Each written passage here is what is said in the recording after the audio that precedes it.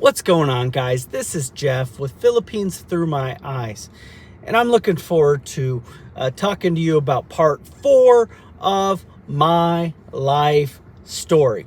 Now, we've already talked about my early days in part number 1, and then we talked about my teenage years in part number 2, and then in part number 3, we talked about my military, where I first went overseas, to then my ministry life, and then over to back to America, where I came to the realization of what a passport bro was, and that I actually was one. And now in part number 4, we're going to talk about from this point, from me moving back to America and coming to this realization of being a passport bro, to where I am going in the near future.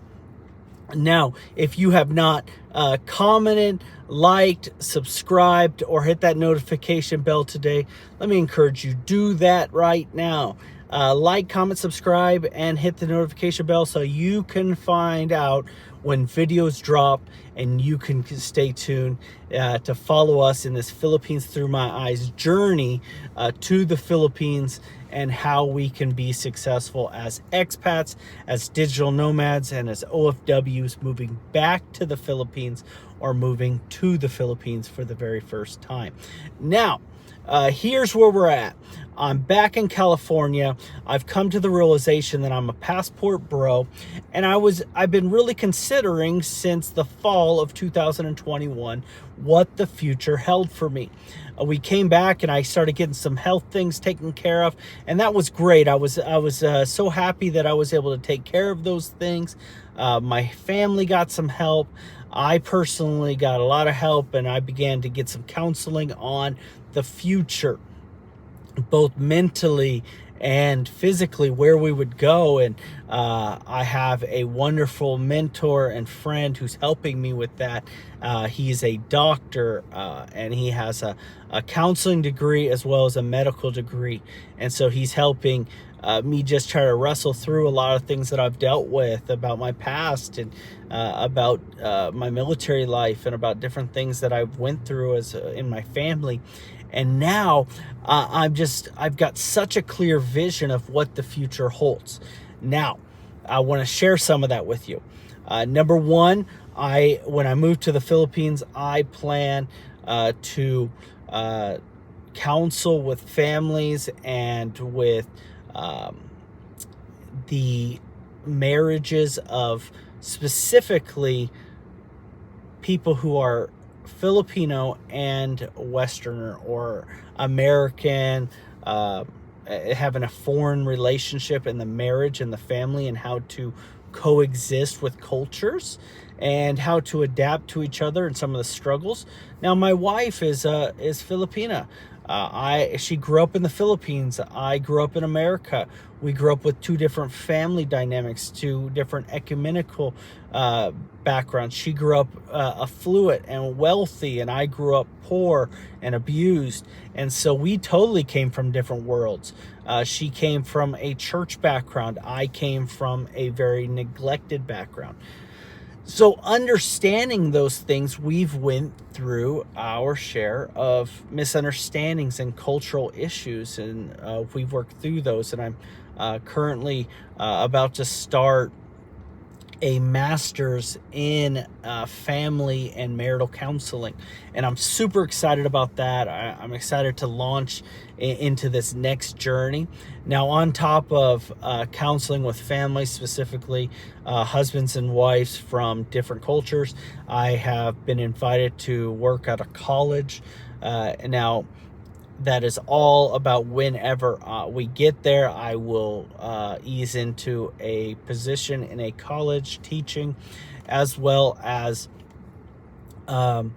helping through this YouTube videos on expats and how they can get to the Philippines, specifically families, as that is a little bit of a different dynamic, things to watch out for, things to work on, but Basically everything that we talk about with a family is applicable to an individual, is applicable to OFWs as well as digital nomads. We just want to be equipped with as much as we can to get to the Philippines and be successful. So these are some of the things I'm prepping for. I'm doing a lot of leadership training on myself, getting coaching and different things like that, and I'm preparing. Now, I expect, because I will be semi-retired, that it's gonna take me anywhere from 2 to 4 years to completely move over there. We plan to live in the Philippines for part of our summers for the next few years, or visit at least once a year, twice a year if possible, until we move. But our kids are in school, so we have to do that around their school schedules until we can move full-time and buy property and do what we desire to do. Once again, my wife is a Filipino and a U.S. citizen, so there's a lot that we're going to be able to do on that side. But I have to work on residual incomes to be able to live there and do the things that we desire to do. The counseling will be free if at all possible. Working in the college, I'm looking to take a minimum, if not any, salary. And the reason behind that is that I am there to help and to serve others. I'm not there to get wealthy. So I am basically going to be retired from those things, or to have zero income coming from that. That is why I've started my YouTube channel, to help kind of subsidize a little bit of that, specifically in the counseling realm, to be able to buy materials and to be able to help people in that way.